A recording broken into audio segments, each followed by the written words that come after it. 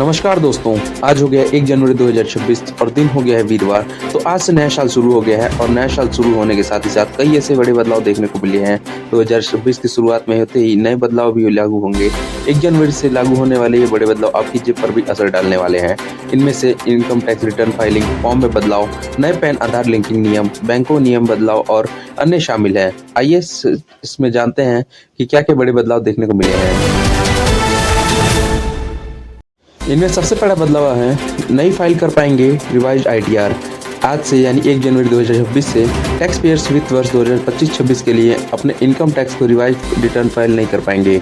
Income tax department tax payers को उनके original return में कथित गड़बड़ियों के कारण रिवाइज्ड आईटीआर फाइल करने के लिए कहता है। रिवाइज्ड आईटीआर फाइल करने की आखिरी तारीख 31 दिसंबर थी।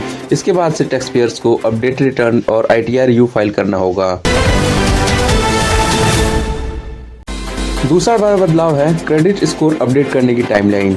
आज से यानी कि क्रेडिट ब्यूरो आपको क्रेडिट स्कोर को अपडेट करने की तारीख में बदलाव देंगे, जिससे यह कि 1 जनवरी से होने वाले सबसे बड़े फाइनेंशियल बदलाव में से एक मान रह जाएगा। जिसके साथ ही साथ आप अपने क्रेडिट स्कोर में मौजूदा 15 दिन के साइकिल के ब्याज से हफ्ते अपडेट होगा। इसके यह पक्का होगा कि आप क्रेडिट व्यवहार जैसे रिपेमेंट या प्रीपेमेंट आपके क्रेडिट स्कोर बहुत तेजी से दिखाएगा। तीसरा है पैन आधार लिंकिंग की डेडलाइन खत्म। पैन आधार को लिंक करने के लिए डेडलाइन भी 31 जनवरी को खत्म हो जाएगी।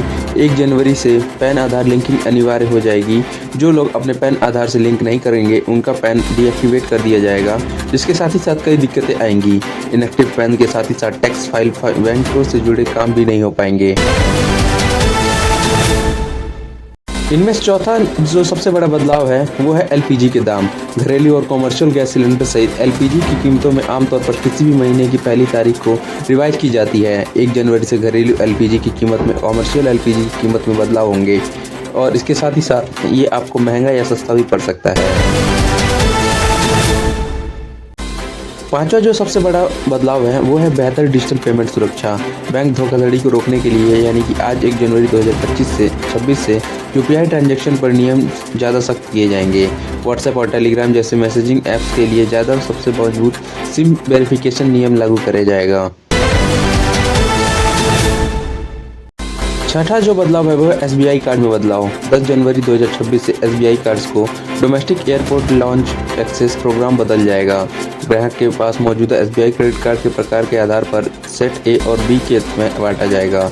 सेट ए कार्ड्स में Apollo SBI card select, Landmark reward SBI card select और BPCL SBI card, octane club Vistara SBI card select, PhonePe SBI card select और पेटीएम एसबीआई कार्ड सेलेक्ट को रखा गया है। ये कार्ड्स अहमदाबाद, बेंगलुरु, चेन्नई, हैदराबाद, कोलकाता, मुंबई और दिल्ली, पुणे लाउंज में एक्सेस होंगे। इसके साथ ही साथ बी कार्ड्स में एसबीआई कार्ड, प्राइम, प्रिय fly SBI card, Titan SBI card और पार्टनर बैंक में प्राइम वेरिएंट्स को रखा गया है। ये कार्ड्स भुवनेश्वर, चंडीगढ़, कोच्चि, गोवा, इंदौर, जयपुर, बड़ोदरा, श्रीनगर और विशाखापट्टनम के लॉन्च में एक्सेस होंगे। सातवां जो बदलाव है वो है रेल टिकटिंग बुकिंग से जुड़े नियम। रेलवे बोर्ड ने एडवांस रिजर्वेशन प्रीपेड एआरपी के पहले दिन एक्सक्लूसिव आधार एडजस्टमेंट बुकिंग विंडो और धीरे धीरे बढ़ाने की फैसला किया है। 5 जनवरी 2026 से आधार वेरिफिकेशन यूजर्स पहले दिन सुबह 8 बजे से शाम 4 बजे के बीच online general reserve train ticket book कर सकेंगे। 12 जनवरी 2026 से यह विंडो सुबह 8 बजे से रात के 12 बजे तक चलेगी। 8वां जो बदलाव है वो है 8वां वेतन आयोग का कार्यालय 1 जनवरी 2026 से शुरू होने वाला है। हालांकि सरकार की तरफ से इसके बारे में कोई आधिकारिक घोषणा नहीं की गई है, लेकिन ऐतिहासिक रूप से एक नए वेतन आयोग का कार्यकाल पिछले आयोग के खत्म होने के अगले दिन शुरू होता है। 7वें वेतन आयोग का कार्यकाल 31 दिसंबर 2025 को खत्म हो गया। इसीलिए सरकारी कर्मचारी और पेंशनधारियों को 1 जनवरी 2026 से एरियर मिलने की संभावना है।